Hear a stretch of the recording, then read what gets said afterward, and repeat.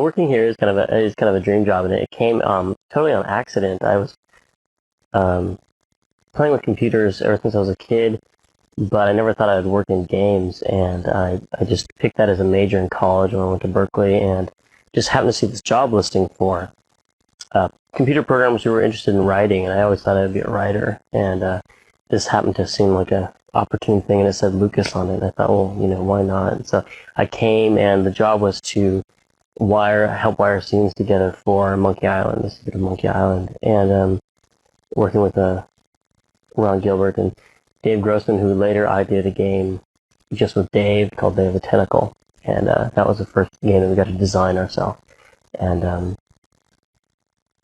after that, I did Full Throttle, the graphic adventure, and now Grim Fandango. So it just it came about because of a weird need the company had for programmers who could write because of the interactive nature of the dialogue in graphic adventure.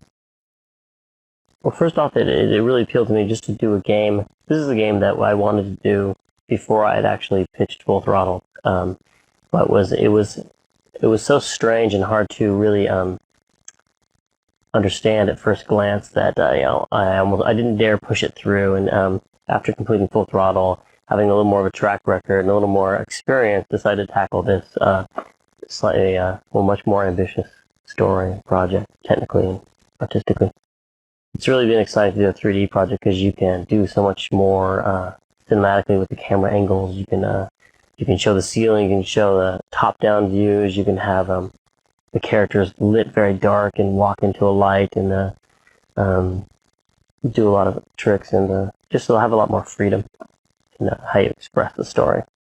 We started just trying to prove that you could do this, and so we made really rough tests of a 3D character walking around in a 2D environment, and the trick is to have the character go, behind objects and through environments to actually look like he's going through a 3D environment, when actually he's just walking in front of a 2D environment. That's been one of the biggest challenges. It's a lot of fun to do a 3D game because it feels more alive because it's being rendered on the fly. It's not a lot of canned animations. A lot of them are being computed at runtime, so you can often be surprised by what they call emergent behavior of some of the characters. Although it's not a lot of AI or anything, just because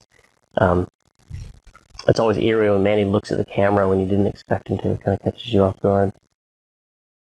Grim Fandango is our first 3D graphic adventure, and it's based on and inspired by Mexican folklore, which describes the land of the dead, where souls go when people die, and the soul has to make a 4-year journey across the land of the dead to get to the ninth underworld, which is the land of eternal rest. And your character, Manuel Calavera, or Manny, is a travel agent to the land of the dead who's stuck there trying to get out. You need to help him get out.